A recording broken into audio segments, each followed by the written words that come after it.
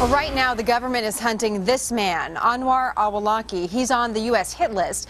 The radical Muslim cleric is linked to the Fort Hood shooting, the attempted Christmas Day bombing, and the failed attack in Times Square. And here's the catch. He's an American citizen, and some say hunting him down, freezing his assets, violates his constitutional rights, and we shouldn't do that. Let's bring in Judge Andrew Napolitano. He's our senior judicial analyst. So, Judge, what's your take on this story? Well, there's a lot of problems, a lot of legal problems in this case because of the laws that have been written to help the government fight what it calls the war on terrorism. First, because the government has declared him a terrorist, it is unlawful for lawyers to represent him without themselves being charged with providing material assistance to terrorists. So the lawyers who want to represent him have asked the Treasury Department for a license, for a waiver from the anti-terrorism law, which would permit them to represent him. Should they get it? Yes, they should get it. There are some reports that they have. It's not yet been confirmed. So before they can even file the lawsuit in his behalf, they have to get permission from the government. Doesn't that feel awkward that this guy that's known to have links to some of these attempted attacks and attacks would get representation under our law and be protected? Well, he's innocent until proven guilty. There aren't even any charges filed against him other than what the president's people have publicly said about him. He's entitled to the same rights as everybody else is. Whether he was born in New Mexico or Yemen, it doesn't matter. He has the same rights. Now, he's been living in Yemen since 2004. Does that change things? No, it doesn't change anything. But here's the interesting part, as I see it.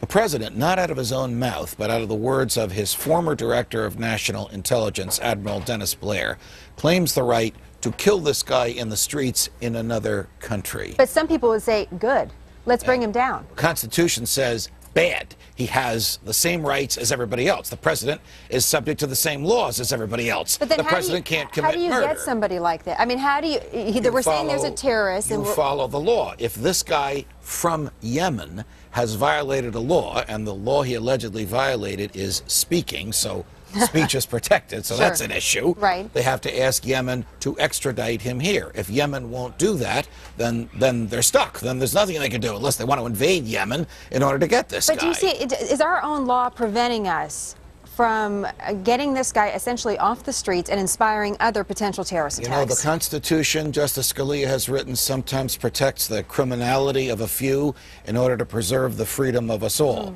This guy born in New Mexico is preaching hatred in Yemen.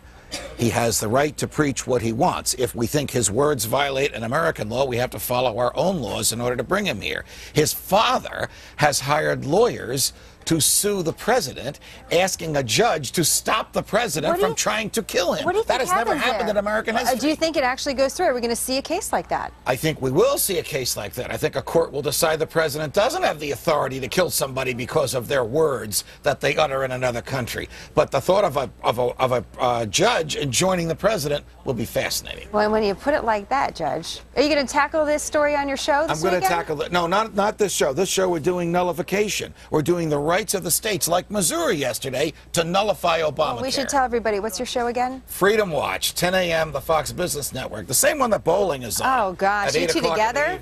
I don't know. Everyone should check it out. He's on with us tomorrow. There you go, the dynamic duo. I don't know if we can handle it. Judge, thanks a lot for breaking that down.